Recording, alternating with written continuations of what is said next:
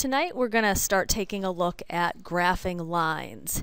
And lines are a very simple form of what we call in math a function.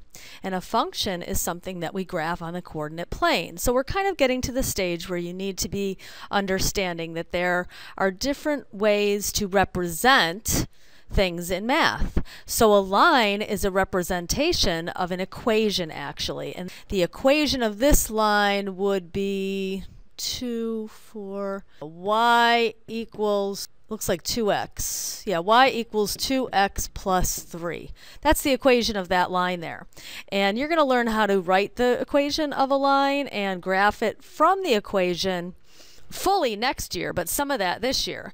Other types of functions that we have, and there are an infinite number of functions, but some that you will be more familiar with next year, the absolute value function, the parabola, and not next year, but following after that, a couple years after, you'll do the trig functions, and that happens to be the sine function. So there are lots of different functions that we learn to graph in math. So we're going to start with lines because that's the most basic. And if you look at this page in your notes, it gives you the steps to follow for graphing a line.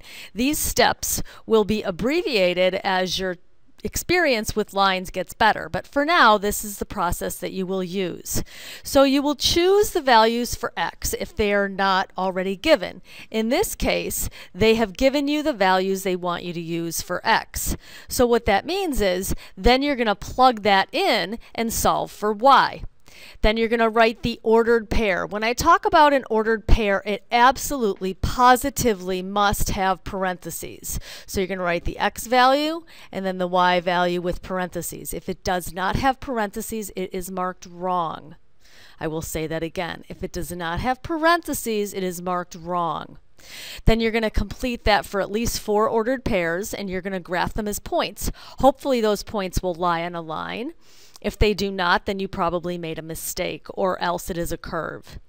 You'll connect the dots with a ruler or a straight edge, always. No freehand lines in math. Okay, always a straight edge. Straight edge. There we go. Make sure you label your line with the equation, and the axes are usually labeled. The other thing it doesn't say here is lines have arrows. You must have arrows. You lose points if you don't have arrows. And that's a frequently forgotten detail. Okay? Remember, our definition of a line is it goes on and on forever in both directions, so it has to have an arrow indicating that it is infinite. Okay, so let's take a look at our first example. They want us to use -2, so we're going to plug that in. It's going to be -2 plus 2, and our y value is going to be 0.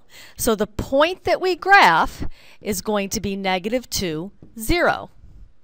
Okay, and then we're going to complete that for all of these. So -1 plus 2, -1 plus 2 is 1. So we will graph the point -1, 1.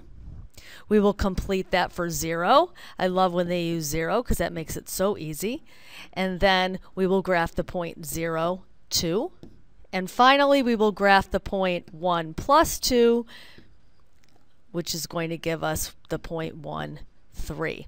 Okay, so you're going to go ahead and plot those points. -2, 0, -1, 1, 0, 2, and 1, 3. And then you will connect your dots using a straight edge and a line. All right. And you will have arrows on your line. This line does have arrows actually. They're kind of hard to see, so I'll make them a little bigger. Let's get that out of there. Okay. And the last step is to always write the equation on the line. That is a 100% complete graph. All right, so if you think you have it and it's pretty easy, why don't you go ahead and try the second one on your own. I will continue to lead you through this if you're a little confused. Okay, so they've given me the points again. I'm going to just plug in. So -2 times -3 plus 3 is 6 plus 3, which is 9. And that gives me the point -3, 9. -2 times -1 plus 3 is 2 plus 3, which is 5. And that's -1, 5.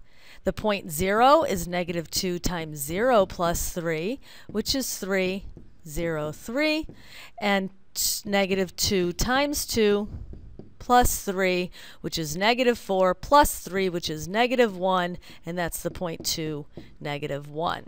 So I'm going to graph those points, negative 3, 9, negative 1, 2, 4, 5, 0, 3, and 2, negative 1. 2, negative 1. And then I get a nice fancy line again. Okay, I'm going to bring this line down, switch around its direction, kind of like that. Graph it here. Oh, another little tip, if you're back with me. Lines extend over the graph. I do not like stubby lines, just connecting the points. So I don't want to see this. That's bad. Okay? You need to have an extension. It is a line. It goes across your coordinate plane. I want to see that kind of a line. All right? Last step, y equals negative 2x plus 3. Moving on. Now the next graph, they haven't given you any points, so you can pick your own points. I always pick 0. 0 is the easiest one to do. 0 plus 1 is 1. That gives me 0, 1. Then you can pick whatever you'd like. So why don't we do 1, 2, 3, or you can pick your own. If you paused here and picked 2, 4, 6 or whatever, that's fine. So I'm going to have negative 1 plus 1, which is 0. That's 1, 0. Negative 2 plus 1 is negative 1. And negative 3 plus 1 is negative 2. And then I graph my points, 0, 1, 1, 0, 2, negative 1, and 3, negative 2. And I'm going to go ahead, bring my line down, give it a nice little slope there. We call that the slope of the line. It's pitch, kind of. For you skiers, you'll understand that. And y equals negative x plus 1. Okay? And snowboarders, didn't mean to leave you out. Alrighty. Try the next one on your own. Now I will give you a tip here. Look at this little fraction. Do I want to graph, if I put in 1 there, 1/2 times 1 minus 1, which is going to give me negative 1/2. Do I want to graph that? Can I be exact? Do I know exactly where negative 1/2 is? I do not. So think about the values of x that would be convenient to graph. You don't want to make this more difficult for yourself. Really think here about, what do I want to pick for x? Well, 0 is an easy one. Like I said, 0 is always easy. So I can graph the point 0, negative 1. What else might be convenient that's going to come out to a whole number? Even numbers or multiples of 2. So I'm going to go ahead and pick 2, 4, 6. That's going to give me 1/2 of 2 minus 1, which is 1 minus 1 or 0. I'm going to pick 4, so I'm going to take 1/2 of 4 minus 1. That's going to give me 1. And I'm going to take 1/2 of 6, which is 3 minus 1 or 2. 6, 2. So we can go ahead and graph that. 0, negative 1, 2, 0, 4, 1, and 6, 2. And I can just connect my dots. Kind of like that.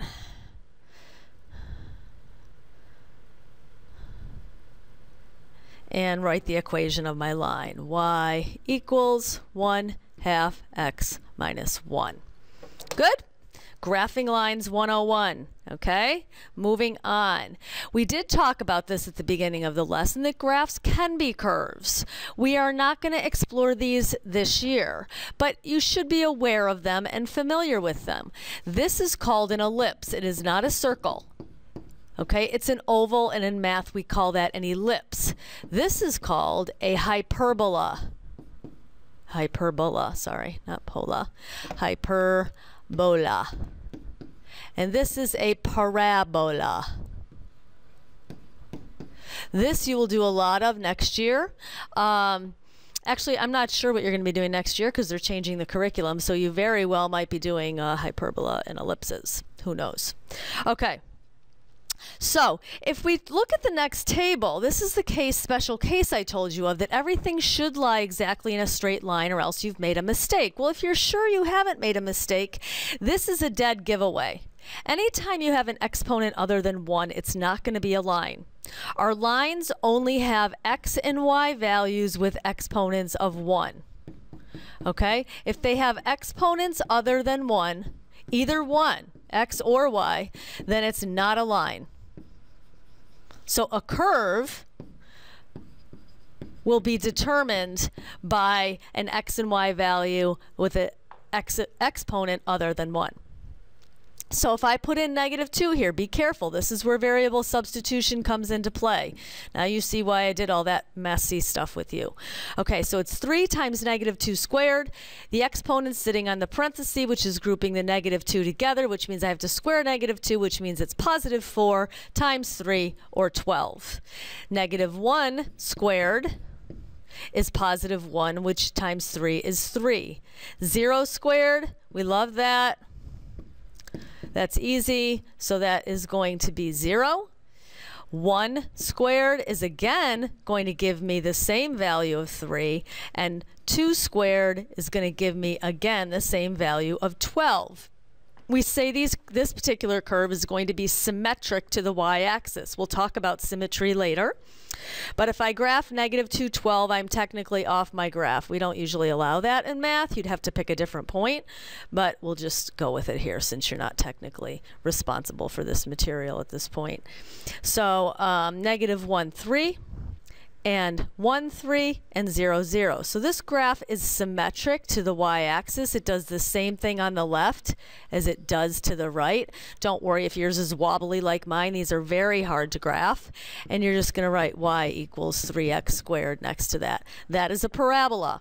Okay? It does actually model things in real life. So that models kind of a bouncing, the dropping of something that's going to bounce, possibly. Well, not exactly, but a little bit. So everything we do on a graph models situations in real life. Okay? There are things that we do that can be modeled by a graph. So we're going to get into that a little bit more tomorrow after we practice a lot more with lines. Great job tonight. I'll see you tomorrow.